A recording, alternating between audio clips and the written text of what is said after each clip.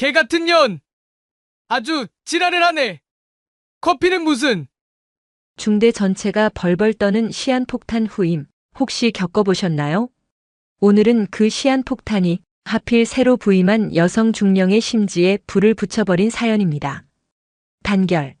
중사 박정식 금일부로 본부중대 전입을 명받았습니다. 이에 신고합니다. 십수년을 군복 입고 구르며 잔뼈가 굵은 베테랑 박정식 중사에게도 그날의 전입 신고는 유독 살얼음판을 걷는 듯한 기억으로 남아있다. 그를 맞이하는 중대장 오세준 대위의 얼굴에는 새로운 간부에 대한 기대감이라고는 눈곱만큼도 없었다. 대신 도저히 해결할 수 없는 거대한 문제 앞에 선 인간의 깊은 무력감만이 그늘져 있었다. 행정보급관 천용떡 상사는 대답 대신 굳은 얼굴로 지끈거리는 관자놀이를 지그시 누르며 땅이 꺼져라 한숨을 내쉬었다. 중대의 공기는 마치 장마철 솜니불처럼 축축하고 무겁게 가라앉아 있었다. 행정반을 오가는 병사들은 발소리마저 죽인 채 고양이처럼 걸었고 간부들의 얼굴에는 씻어내지 못한 피로가 역력했다. 마치 핵심 부품이 빠진 채 억지로 돌아가는 기계처럼 중대 전체가 위태로운 굉음을 내고 있었다. 신임 간부가 전입 온 첫날의 의례적인 활기나 설렘 따위는 사치였다. 그리고 그 모든 불안과 침체의 진원지에는 단 한 명의 병사가 있었다. 황인철 일병. 행정보급관 천용떡 상사가 내뱉은 이름 석자에는 단순한 골칫덩어리를 넘어선 일종의 공포와 체념마저 짙게 배어 있었다. 박정식 중사가 이 부대로 오기 바로 일주일 전 중대에는 또 한 명의 폭탄이 배달되었다. 다른 대대에서 대형 사고를 치고 군기 교육대를 다녀온 뒤 원 소속 부대에서 도저히 감당 불가라며 두 손 두 발 다 들고 떠넘긴 바로 그 관심병사. 그가 황인철 일병이었다. 그의 병적 기록부는 한 편의 재난 보고서나 다름없었다. 입대 전 조현병 진단 이력, 지속적인 약물 치료를 전제로 내려진 기적 같은 현역 복무 적합 판정. 하지만 자대 배치 이후 그의 증상은 서서히 통제 불능의 궤도로 이탈하기 시작했다. 결국 그는 생활관 선임 병장에게 너 오늘 밤에 죽여버린다고 은졸이며 의자를 집어 던지는 폭행 사건을 저질렀고 그 길로 군기 교육대 15일 처분을 받았다. 그리고 환경의 변화가 필요하다는 허울 좋은 명목 아래 폭탄은 돌고 돌아 바로 이 본부중대로 넘어온 것이었다. 중대장 오세준 대위는 박 중사의 어깨를 힘없이 두드리며 말했다. 박 중사 다른 거 다 필요 없어. 그냥 황 일병 저 새끼만 좀 잘 봐줘. 제발 사고만 안 치게. 그게 우리 중대 유일한 작전 목표야. 그 목소리는 지시라기보다는 차라리 애원에 가까웠다.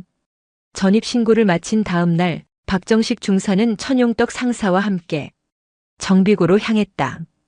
부임 후 처음으로 중대의 장비 및 물자 현황을 파악하기 위해서였다.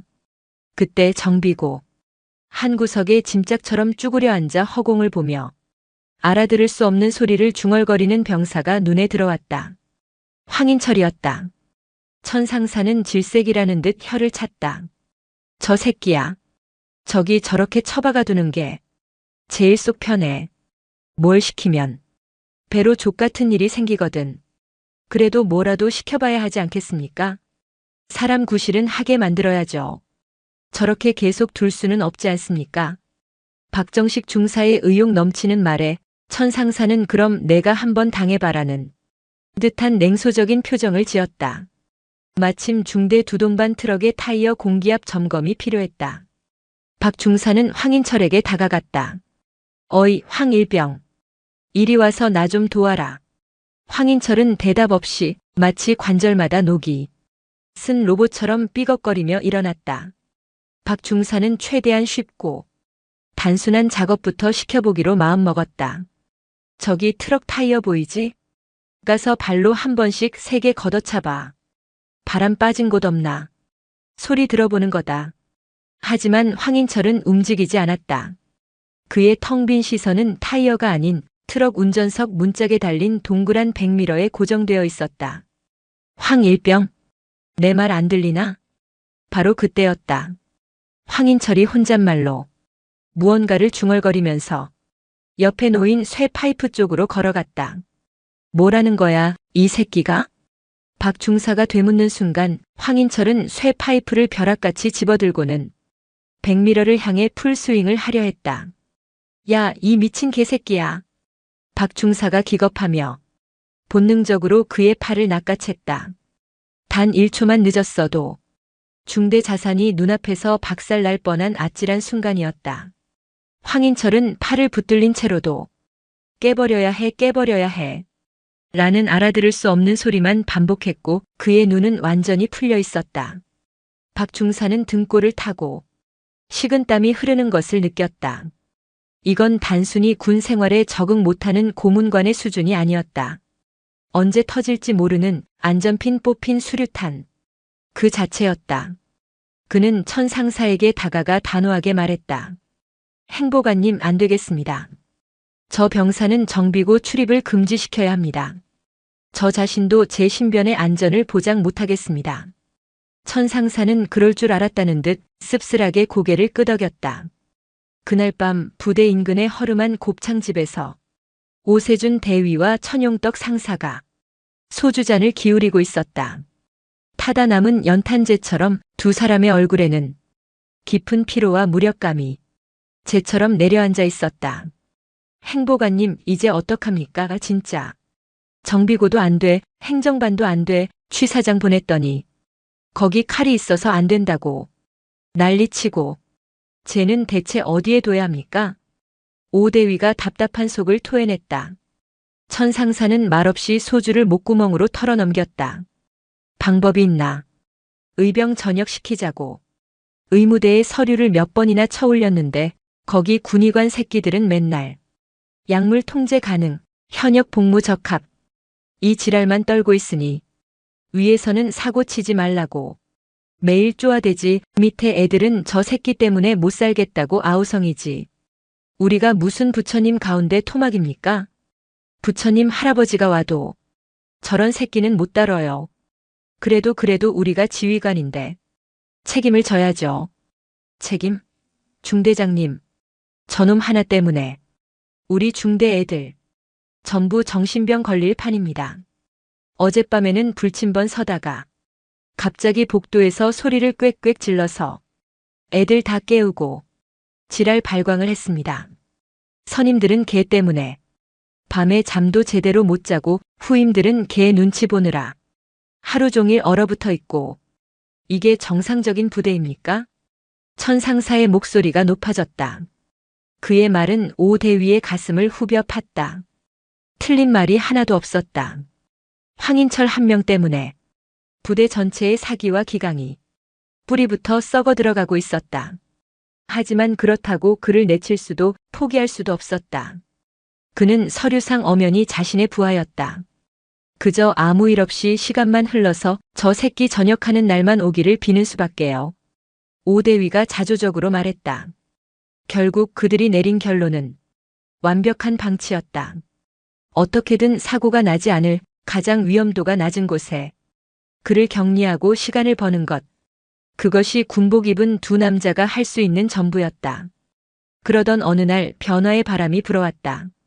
사단장 지시로 낡고 먼지 쌓인 부대 도서관을 개조해 장병 복지를 위한 카페를 만들게 된 것이다.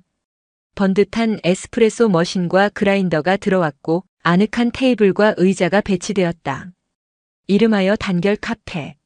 천상사는 마지막 지푸라기라도 잡는 심정으로 황인철을 카페 관리병으로 꽂아 넣었다. 커피 내리는 단순 반복 작업이라면 기계 같은 저놈도 할 수 있지 않을까 하는 신락 같은 희망이었다. 놀랍게도 그 희망은 현실이 되었다. 황인철은 커피 머신 앞에서만큼은 전혀 다른 사람이었다. 수십 가지 레시피를 단 한 번에 외웠고 바리스타 챔피언처럼 기가 막히게 부드러운 우유 거품을 만들어냈다. 중대에는 기적 같은 평화가 찾아왔다. 황인철은 더 이상 부대를 유령처럼 배회하지 않았고 병사들은 그의 커피를 마시며 잠시나마 팍팍한 군 생활의 시름을 잊었다. 간부들은 마침내 폭탄의 안전핀을 찾았다고 가슴을 쓸어내리며 안도했다. 그 위태로운 평화가 얼마나 허무하게 그리고 잔인하게 깨져버릴지 그 누구도 예상하지 못한 채 그날은 신임 사단 인사참모인 윤서인 중령이 부대를 처음으로 순시하러 온 날이었다. 육사 출신의 엘리트 여군으로 한치의 흐트러짐 없는 칼 같은 자세에서는 누구도 감히 무시할 수 없는 서슬퍼런 카리스마가 뿜어져 나왔다. 중대 시설을 둘러보던 그녀는 마지막 코스로 단결 카페에 들렀다. 중대장 오세준 대위는 마치 자신의 최대 업적인 양 자랑스럽게 황인철을 소개하며 커피 한 잔을 권했다. 따뜻한 아메리카노 한 잔 부탁합니다. 윤서인 중령이 부드럽게 주문하자 황인철은 말없이 커피를 만들기 시작했다. 향긋한 원두향이 카페 안을 채웠고 오대위와 천상사는 마치 자기 자식이 재롱잔치라도 하는 양 흐뭇한 미소로 그 광경을 지켜보고 있었다. 황인철은 뜨거운 김이 오르는 커피가 담긴 컵을 윤중령 앞 카운터에 조심스럽게 올려놓았다. 윤중령이 고맙습니다라고 말하며 컵을 들려는 바로 그 순간이었다. 모두의 귀를 의심하게 만드는 나지막하지만 얼음 송곳처럼 날카로운 목소리가 카페의 모든 소음을 집어삼켰다. 개 같은 년 아주 지랄을 하네. 커피는 무슨 그의 입에서 토해내듯 튀어나온 말은 비수가 되어 나라와 그 자리에 있던 모두의 고막에 잔인하게 박혔다. 시간은 얼어붙었다.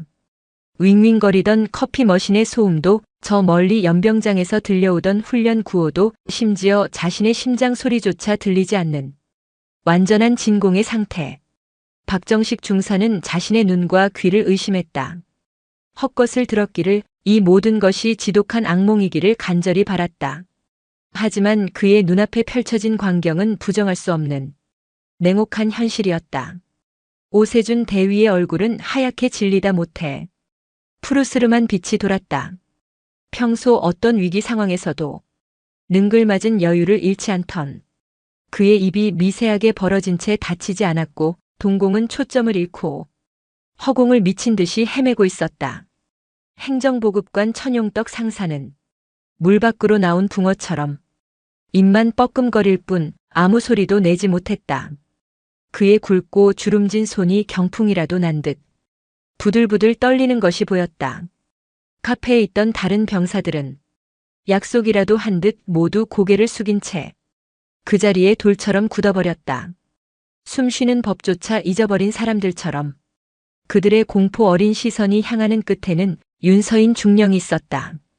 모욕의 폭풍 후 한가운데에 선 그녀는 그러나 놀라울 정도로 미동도 없었다. 놀라지도 분노하지도 당황하지도 않았다.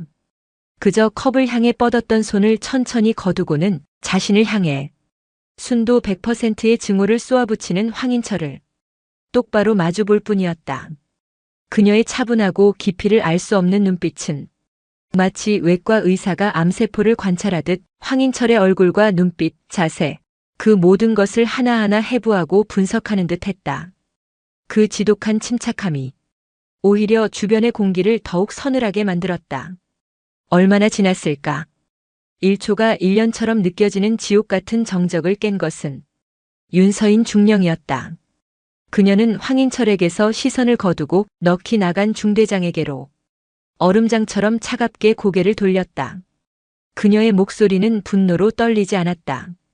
오히려 칼날처럼 예리하고 사무적인 톤을 유지하고 있었다. 중대장. 네. 중령님. 오대위는 군인이 낼 수 있는 가장 기괴하고 비굴한 소리로 대답했다. 방금 이 병사가 나에게 한 말이 상관 모욕으로 인지되는가? 아니면 자네 부대에선 이게 일상적인 건의사항 보고 방식인가? 그것은 단순한 질문이 아니었다. 내가 이 상황의 책임자로서 직접 규정하고 보고하라는 피할 수 없는 명령이었다. 오세준 대위의 등줄기에서 식은땀이 폭포수처럼 흘러내렸다. 인정하는 순간 이 사건은 한 정신질환 병사의 돌발 행동이 아니라 지휘관의 면전에서 벌어진 초유의 상관 모욕 사건으로 공식화된다. 그 뒤에 따라올 징계 절차, 사단 보고 그리고 자신의 진급에 미칠 끔찍한 영향들이 그의 뇌리를 전광석화처럼 스쳐 지나갔다. 그게 잘못 들었습니다. 제가 헛것을 들은 것 같습니다. 커피 머신 소음 때문에 뭔가 착각한 것 같습니다, 중령님. 비겁하고 필사적이며 역겨운 회피였다. 윤서인 중령의 입가에 경멸인지 실소인지 모를 희미한 미소가 스쳤다. 그런가? 여기 있는 모두가 갑자기 이명현상을 겪었나 보군.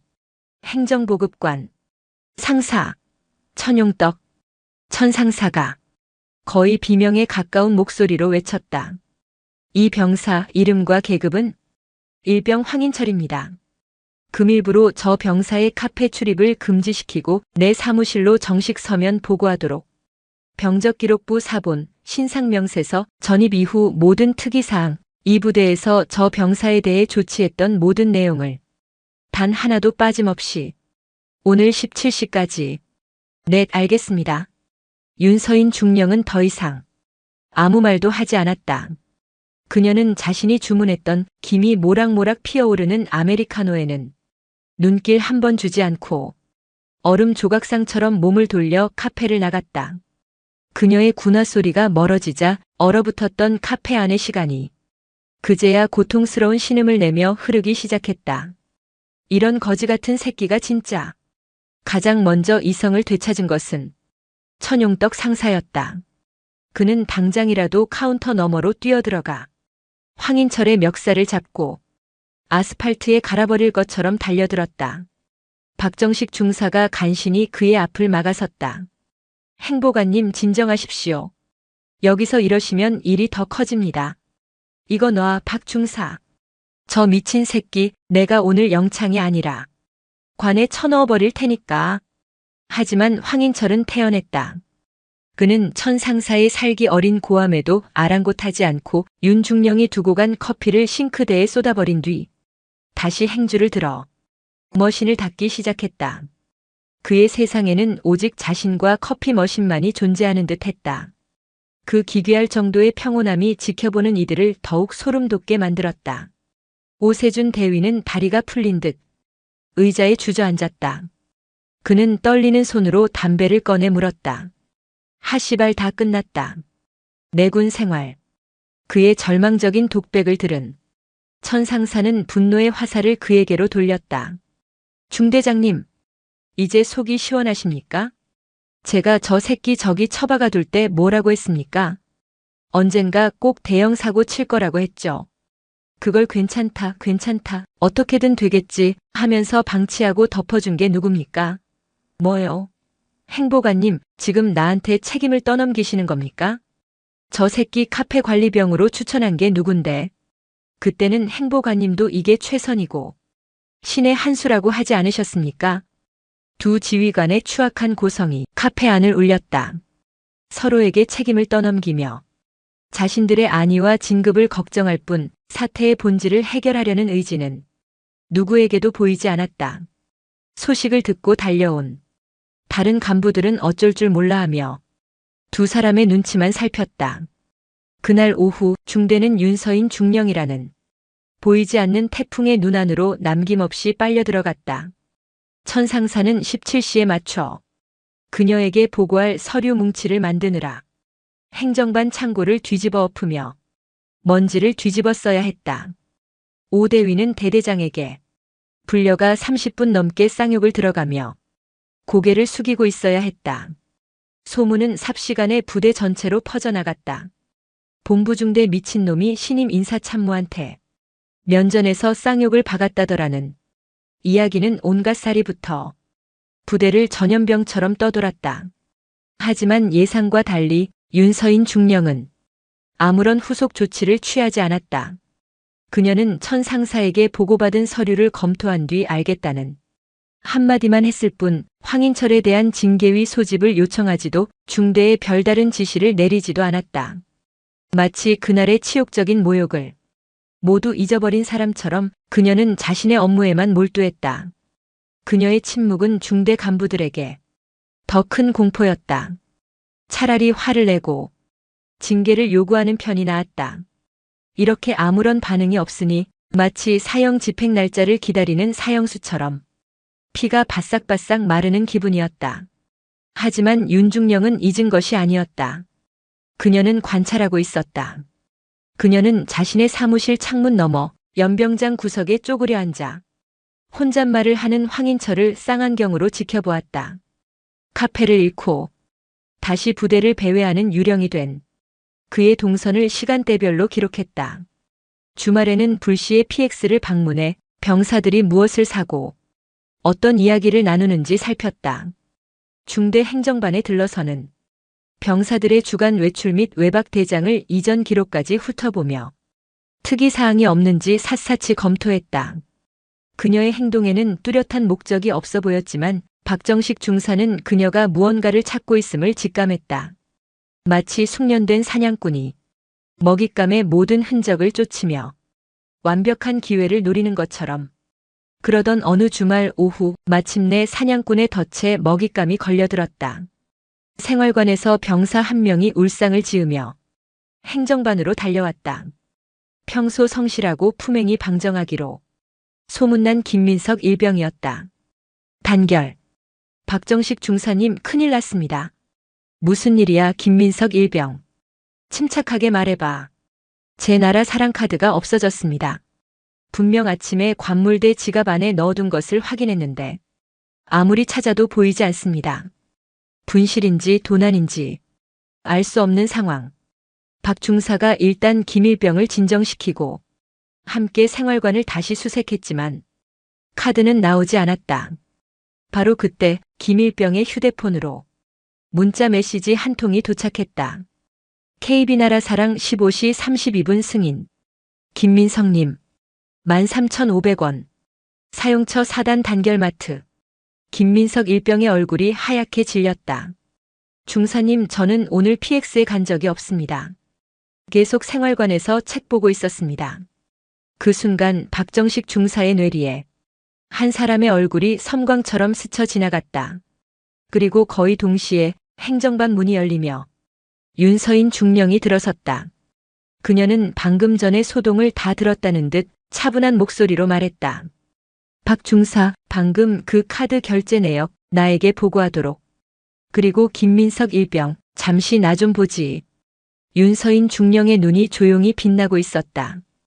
오랫동안 기다려온 반격의 실마리를 찾아낸 사냥꾼의 눈빛이었다. 윤서인 중령의 등장은 행정반의 혼란스러운 공기를 단숨에 장악했다.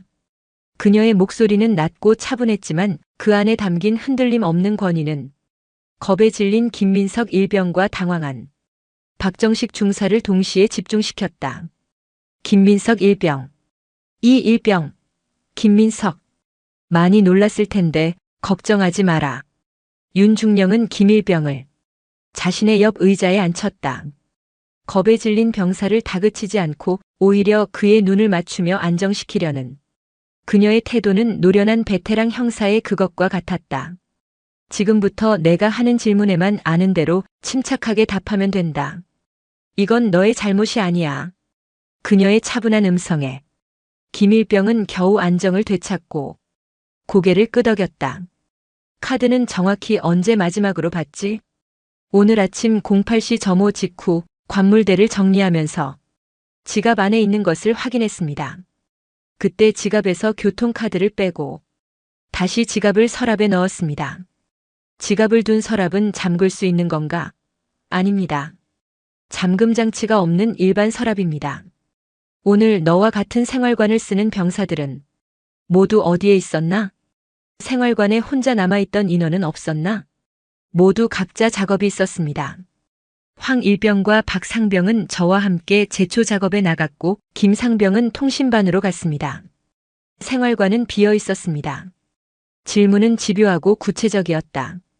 윤중령은 김일병의 진술을 통해 그의 동선과 상황을 재구성하며 용의자가 범행을 저지를 수 있었던 시간과 공간의 빈틈을 명확히 하고 있었다. 그녀의 시선이 박정식 중사에게 향했다. 박 중사. 네, 중령님. 지금 즉시 4단 단결마트 책임자에게 연락해서 15시부터 16시 사이 계산대 앞 CCTV 영상을 전부 확보하도록. 하드디스크 원본을 통째로 가져오는 게 제일 좋다. 내 지시라고 전하고 만약 관리 상사놈이 규정이나 절차를 운운하며 비협조적으로 나오면 부대 내 물품 도난 사건에 대한 인사참모 직권의 수사 협조 명령이며 불응시 군사경찰법에 의거하여 수사방해 혐의로 처벌될 수 있다고 분명히 경고해 그녀의 지시는 단호하고 막힘이 없었다. 단순히 영상을 가져오라는 지시가 아니라 발생할 수 있는 모든 변수를 차단하고 가장 확실한 증거를 확보하려는 치밀한 계산이 깔려 있었다.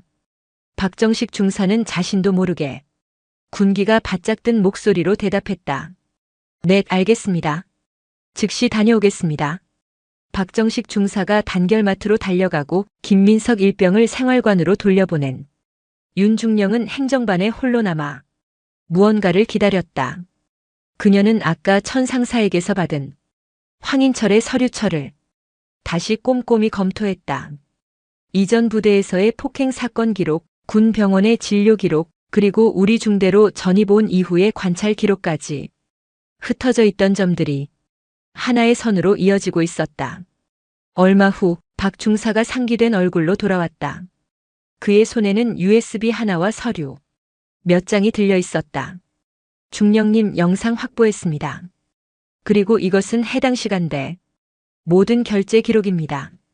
마트 관리 상사가 중령님 말씀을 전해 듣자마자 안색이 파랗게 변하더니 꼬리를 내리고 전부 협조해 주었습니다. 잘했다. 틀어보지. 박 중사는 행정반 컴퓨터에 USB를 꽂고 영상을 재생했다. 화면에는 한가로운 주말 오후의 PX 풍경이 나타났다.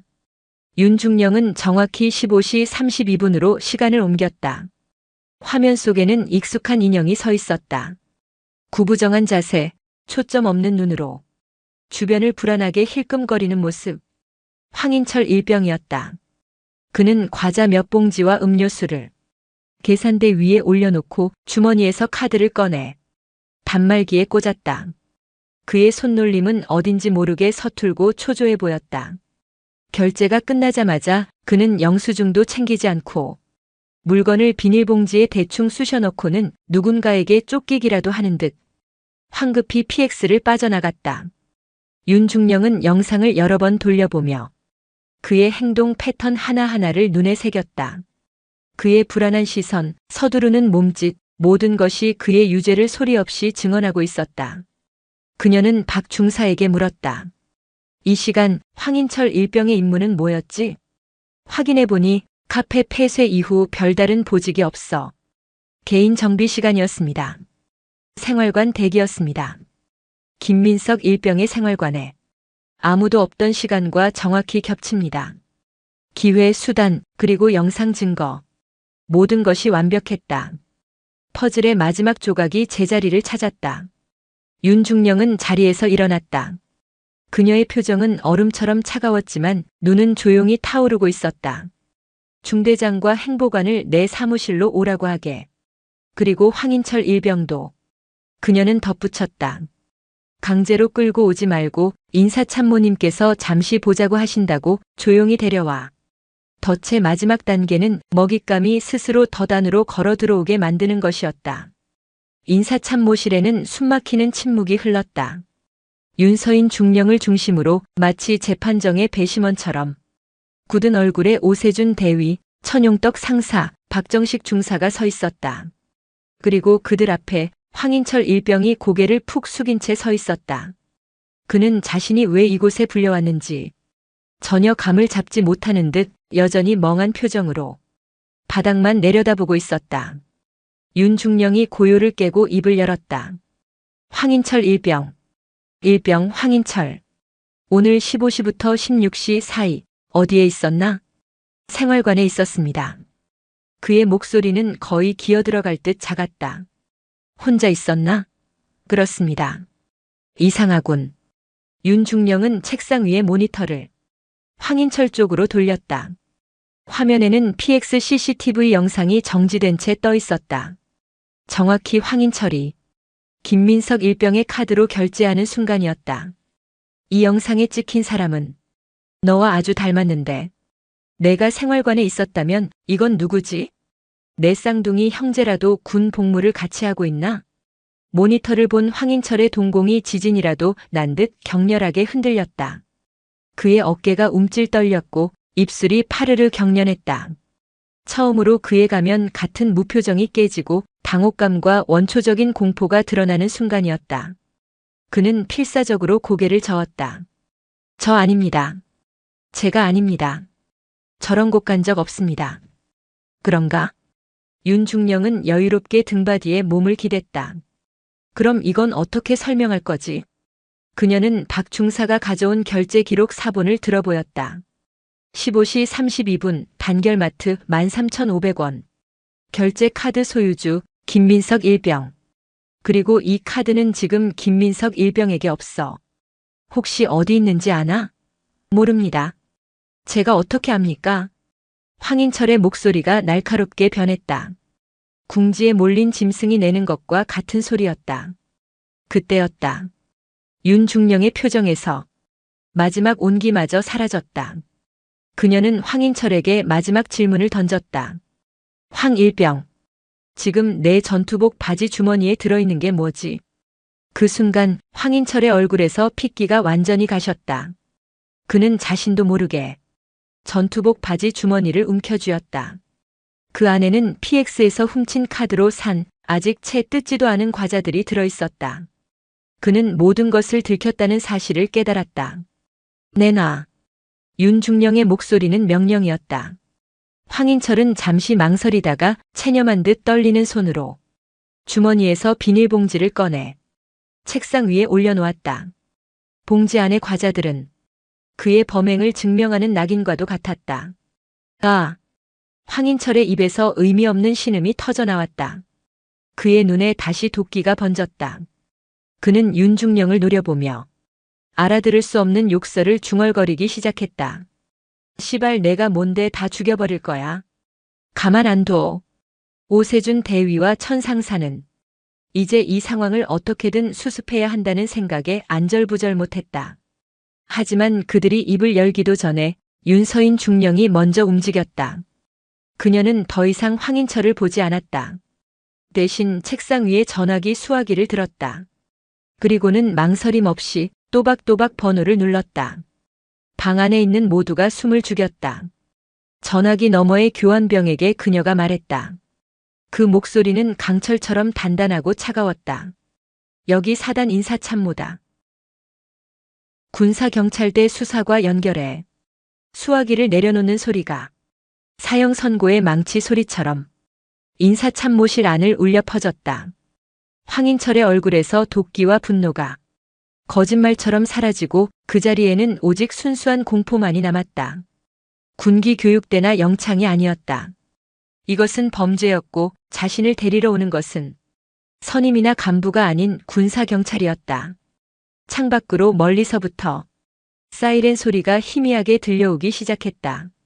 그 소리는 점점 더 가깝고 선명하게 황인철의 귀를 향해 다가오고 있었다. 사이렌 소리는 단순한 소음이 아니었다. 그것은 부대 내의 비공식적인 질서와 암묵적인 룰이 끝나고 거스를 수 없는 법이라는 차가운 기계가 작동하기 시작했음을 알리는 서곡이었다. 인사참모실 밖 복도를 울리는 여러 개의 군홧발 소리는 점차 가까워졌고 마침내 문이 열리며 군사경찰 완장을 찬 수사관 2명이 들어섰다. 그들의 등장은 방 안의 공기를 완전히 바꿔놓았다. 지금까지의 문제는 중대 내부의 갈등, 간부들의 고뇌, 병사들의 공포라는 감정적인 영역에 속해 있었다. 하지만 군사경찰의 차갑고 건조한 눈빛 앞에서는 모든 감정과 서사가 무의미했다. 그들에게 황인철은 아픈 병사나 골칫덩어리가 아니었다. 그저 피의자일 뿐이었다. 단결. 군사경찰대 수사과 박성훈 중사입니다. 신고받고 출동했습니다. 대표로 보이는 박 중사의 목소리는 낮고 기계적이었다. 그는 윤서인 중령에게 거수 경례를 한 뒤 곧바로 의자에 주저앉아 있는 황인철에게로 시선을 옮겼다. 그 시선에는 동정이나 분노 같은 감정이 일절 담겨 있지 않았다. 오직 사실관계를 확인하고 절차에 따라 처리하려는 목적 의식만이 존재했다. 황인철 일병 맞나? 정신 차려라. 지금부터 군사경찰 수사관의 질문에 똑바로 대답해야 한다. 박 중사는 책상 위에 놓인 황인철이 꺼내놓은 비닐봉지를 턱짓으로 가리켰다. 주머니에서 나온 거 전부 본인 건가? 뭘로 계산했지? 김민석 일병의 나라 사랑카드로 계산한 거 맞나? 황인철의 모든 방어 기제는 완전히 무너져 내렸다. 욕설을 내뱉던 도끼도 자신을 합리화하던 망상도 냉정한 법의 집행자 앞에서는 아무런 힘을 발휘하지 못했다. 그의 입에서 마침내 거의 들리지 않는 목소리가 새어나왔다. 기억이 안 납니다. 제가 한 게 아닙니다. 박성훈 중사는 비웃음조차 짓지 않았다. 그는 더 이상 황인철과 말을 섞는 것이 무의미하다고 판단했다. 그는 함께 온 하사 수사관에게 고갯짓했다. 피의자에게 미란다 원칙 고지하고 현시간부로 절도 혐의 현행범으로 체포한다. 즉시 신병 인계해서 군사경찰대로 연행해. 추가 조사는 거기서 진행한다. 네, 알겠습니다. 하사 수사관이 황인철 앞으로 다가가 그의 양팔을 붙잡고 일으켜 세웠다. 그리고는 마치 교본을 읽듯 아무런 감정 없는 목소리로 그의 권리를 고지했다. 황인철 일병, 당신은 현재 절도 혐의로 체포됩니다. 당신은 변호인을 선임할 수 있으며 변명의 기회가 있고 불리한 진술을 거부할 권리가 있습니다. 황인철은 아무런 저항도 하지 못했다. 그는 끈 떨어진 인형처럼 수사관들의 손에 이끌려 인사참모실을 나섰다.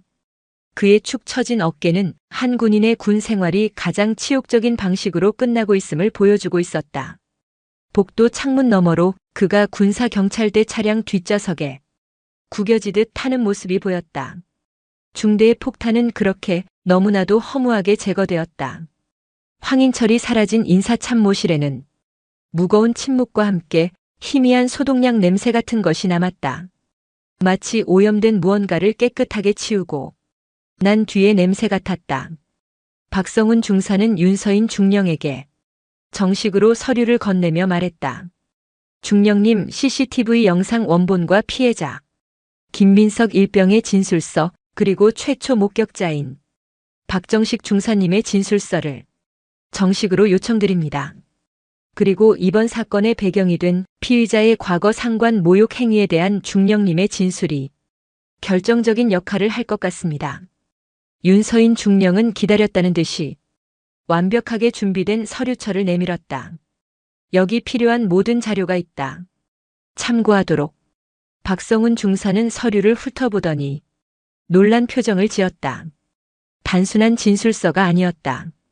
황인철의 전입일부터 시작된 모든 기행, 그에 대한 중대 간부들의 조치 내역, 그리고 그것이 왜 부적절하고 무책임한 지휘 행위였는지에 대한 윤서인 중령의 냉철한 분석과 의견까지 담겨 있었다. 이것은 단순한 증거 자료가 아니라 한 부대의 지휘 관리 시스템 전체의 실패를 고발하는 기소장에 가까웠다. 대단하십니다, 중령님.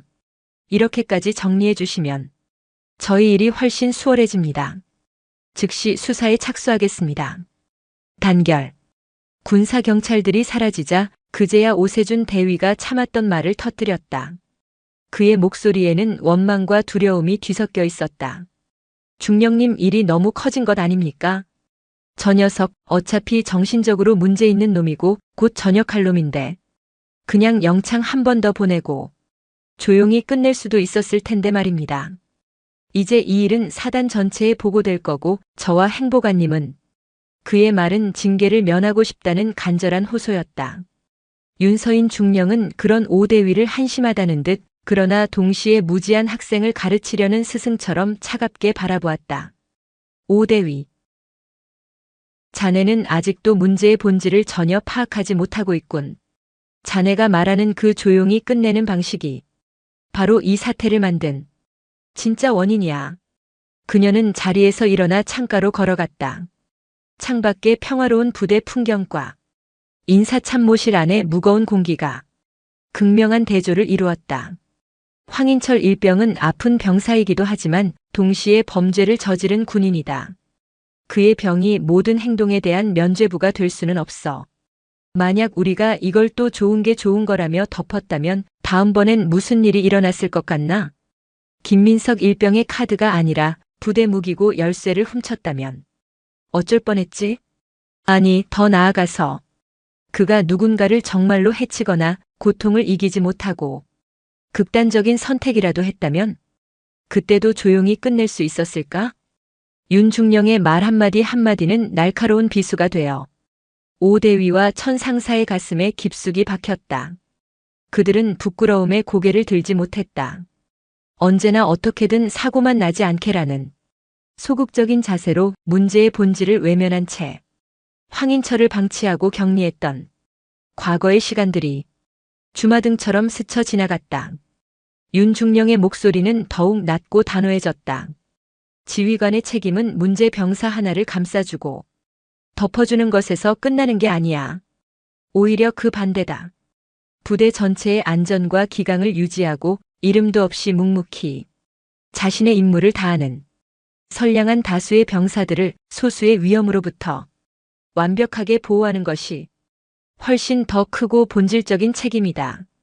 그걸 망각하는 순간 자네들은 그 어깨에 달린 계급장을 뗄 자격이 없는 거야. 그녀는 다시 자리로 돌아와 두 사람을 똑바로 응시했다. 이번 일에 대한 징계 두려운가? 두려워해야 마땅하지. 하지만 그 징계는 사건을 키운 것에 대한 벌이 아니야. 책임을 회피하고 문제를 방치하며 스스로의 의무를 저버린 것에 대한 당연한 대가다. 오늘 일을 계기로 그걸 뼈저리게 깨닫지 못한다면 자네들은 앞으로도 똑같은 실수를 반복하며 군복을 더럽히게 될 거다. 군사경찰대에서 조사를 받은 황인철은 모든 범행을 자백했다. CCTV라는 명백한 증거와 윤서인, 중령이 제출한 완벽한 자료 앞에서 더 이상 버틸 수 없었던 것이다. 그는 군사법원의 재판에 넘겨졌고 절도 혐의에 더해 과거의 폭행 및 상관 모욕 혐의까지 병합되어 실형을 선고받았다. 남은 복무 기간을 채우는 대신 그는 국군 교도소에서 형기를 마친 뒤 사회로 돌아가는 불명예 전역 처리될 운명에 처했다. 중대에는 짧고 강렬했던 폭풍이 지나갔다. 하지만 윤서인 중령은 여기서 멈추지 않았다. 그녀는 대대장을 넘어 사단장에게 이번 사건의 전말과 함께 전 부대 관심병사 관리 체계 전면 혁신안을 정식으로 보고했다. 그것은 단순한 건의가 아니었다. 부대의 썩은 환부를 뿌리까지 도려내겠다는 한 엘리트 장교의 조용한 선전포고였다. 그녀의 진짜 전쟁은 이제부터 시작이었다. 황인철이 국군교도소로 이송되고 일주일 뒤 사단전 간부를 대상으로 한 관심장병 관리체계 개선 회의가 소집되었다. 사단장 주관이었지만 이 회의를 소집하고 판을 짠 실질적인 주체가 윤서인 중령이라는 것을 모르는 사람은 없었다. 회의실에 모인 각 부대 지휘관들의 얼굴에는 노골적인 귀찮음과 약간의 반감이 서려 있었다. 이미 문제는 해결되었는데 왜 긁어 부스럼을 만드냐는 무언의 항의였다. 회의가 시작되자 윤중령은 단상에 올라 준비한 프레젠테이션을 띄웠다. 첫 장에는 큼지막한 글씨로 폭탄 돌리기, 이제는 끝내야 한다라고 적혀 있었다. 여기 계신 지휘관들께 묻겠습니다. 여러분은 황인철 일병 사건이 단지 한 명의 정신질환 병사가 저지른 개인의 일탈이라고 생각하십니까? 그녀의 목소리는 조용했지만 회의실 전체를 압도했다. 그녀는 황인철의 입대부터 범죄에 이르기까지의 모든 과정을 날짜별로 정리한 자료를 화면에 띄웠다. 최초 부대의 소극적인 대응, 군 병원의 형식적인 진단, 그리고 폭탄을 떠넘겨받은 본부 중대의 안일한 방치까지. 그것은 한 개인의 문제가 아니라 시스템의 모든 단계에서 실패가 누적된 필연적인 결과임을 명백히 보여주고 있었다. 윤중령이 제안한 선제적 식별, 관리와 처벌의 분리, 과정 책임 강화라는 새로운 시스템의 골자가 설명되자 마침내 침묵을 깨고 한 사람이 손을 들었다. 포병대대의 정진욱 대위였다. 그는 평소 FM을 강조하면서도 실상은 병사관리보다 훈련 성과에만 집착하는 것으로 유명한 인물이었다. 중령님, 말씀하신 방향에는 공감합니다만 솔직히 너무 이상적입니다. 정대위는 자리에서 일어나 다른 간부들을 둘러보며 말했다. 저희는 사회복지사가 아닙니다. 군인입니다. 저희 본연의 임무는 전투준비 태세 유지입니다. 지금도 각종 훈련과 평가, 행정 업무만으로도 인력이 부족한데 어느 세월에 전 병사를 상대로 심층 상담을 하고 보고서를 씁니까? 중령님의 제안은 이상적이지만 현실적으로 현장 지휘관들의 업무 부담만 미친 듯이 가중시킬 뿐입니다. 그의 말에 몇몇 간부들이 동조하듯 고개를 끄덕였다. 현실의 어려움을 방패 삼아 변화를 거부하려는 가장 전형적이고 고질적인 저항이었다. 모두의 시선이 윤서인 중령에게로 향했다. 그녀가 과연 이 현실적인 반박에 어떻게 대응할 것인가? 그녀는 정대위를 차갑게 응시하며 입을 열었다.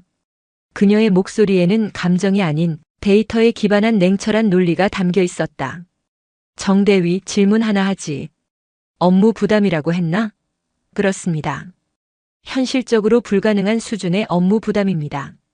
좋다. 그럼 묻지. 매주 병사 한 명당 10분씩 투자해서 상담 보고서 한 장을 쓰는 것과 황인철 일병 같은 사고가 터졌을 때 수십 장짜리 사건 경위서를 쓰고 군사경찰대 조사를 받고 사단 감찰부의 감사를 받으며 몇 주간 부대 전체가 마비되는 것 중에 어느 쪽의 업무 부담이 더 크다고 생각하나? 정대위의 얼굴이 굳었다. 윤중령은 말을 이었다. 자네는 우리가 사회복지사가 아니라고 했지. 맞다. 우리는 군인이다. 그래서 더더욱 부대의 위험 요소를 사전에 식별하고 제거해야 할 책임이 있다. 인적 리스크 관리야말로 현대 지휘관의 가장 중요한 전투 준비다. 그걸 업무 부담으로 치부하는 것은 자신의 임무를 방기하겠다는 말과 같다. 그녀는 프레젠테이션을 다음 장으로 넘겼다. 화면에는 다른 사단의 데이터가 그래프로 표시되어 있었다. 이건 작년에 선제적으로 상담 시스템을 도입한 타 사단 예하 대대의 데이터다. 시스템 도입 후 6개월간 부대 내 폭행 및 가혹 행위는 70%, 기물 파손 및 안전사고는 50% 감소했다. 반면 전투력 측정과 훈련 평가 점수는 오히려 15% 상승했다. 병사들의 심리적 안정이 부대 전체의 전투력과 직결된다는 가장 명백한 증거다. 정대위, 이게 아직도 이상으로만 보이나? 윤중령은 마지막으로 회의실에 모인 모두를 둘러보며 말했다. 지휘관의 책임은 병사를 감싸주는 것에서 끝나는 게 아니다. 부대 전체의 안전과 기강을 유지하고 묵묵히 자신의 임무를 다하는 선량한 다수의 병사들을 소수의 위험으로부터 보호하는 것이 더 큰 책임이다. 그걸 망각하는 순간 우리는 군복 입을 자격이 없는 거다. 오늘 나의 제안은 여러분에게 선택지를 주는 것이 아니다. 우리가 마땅히 해야 할 의무를 상기시키는 것뿐이다. 회의실에는 완전한 침묵이 흘렀다. 정진욱 대위는 아무 말도 하지 못하고 자리에 앉았다. 그의 얼굴은 붉게 상기되어 있었다. 윤서인 중령은 계급으로 누르거나 감정에 호소하지 않았다. 오직 냉철한 논리와 데이터 그리고 지휘관의 본질적인 책임을 근거로 모든 반론을 완벽하게 제압했다. 그것이야말로 진정한 의미의 참교육이었다. 그날 이후 부대는 천천히 하지만 분명하게 변하기 시작했다. 윤서인 중령이 제안한 새로운 관리 시스템은 사단장 직권으로 즉시 시행되었다. 처음에는 투덜거리던 간부들도 시스템이 정착되면서 오히려 이전보다 병사 관리가 수월해지고 예측 불가능한 사고의 위험이 줄어들었음을 실감하게 되었다. 몇 달 뒤 새로 전입 온 신병 중 한 명이 정기 심층 상담 과정에서 심각한 우울증과 가정불화를 겪고 있다는 사실이 조기에 발견되었다. 과거 같았으면 성격 이상한 놈으로 치부되어 방치되거나 괴롭힘의 대상이 되었을지 모를 일이었다. 하지만 소대장은 새로운 관리 지침에 따라 즉시 그를 전문 상담관에게 연결했고 부대는 그의 부모님과 소통하며 적극적인 외부 병원 진료를 지원했다. 그는 점차 안정을 되찾았고 누구보다 밝은 모습으로 군 생활에 완벽하게 적응했다. 어느 맑은 가을날 오후 윤서인 중령은 인사참모실 창문 너머로 재개장한 단결 카페를 바라보고 있었다. 이제 그곳은 어두운 과거의 상징이 아니었다. 모범 병사로 선발된 새로운 바리스타가 동료들에게 커피를 내려주고 카페 안은 병사들의 편안한 웃음소리와 향긋한 커피 향으로 가득 차 있었다. 그것은 건강하게 회복된 공동체의 모습이었다. 그 풍경을 바라보는 윤서인 중령의 입가에 비로소 옅은 미소가 떠올랐다. 그것은 한 명의 문제아를 쫓아낸 승리자의 미소가 아니었다.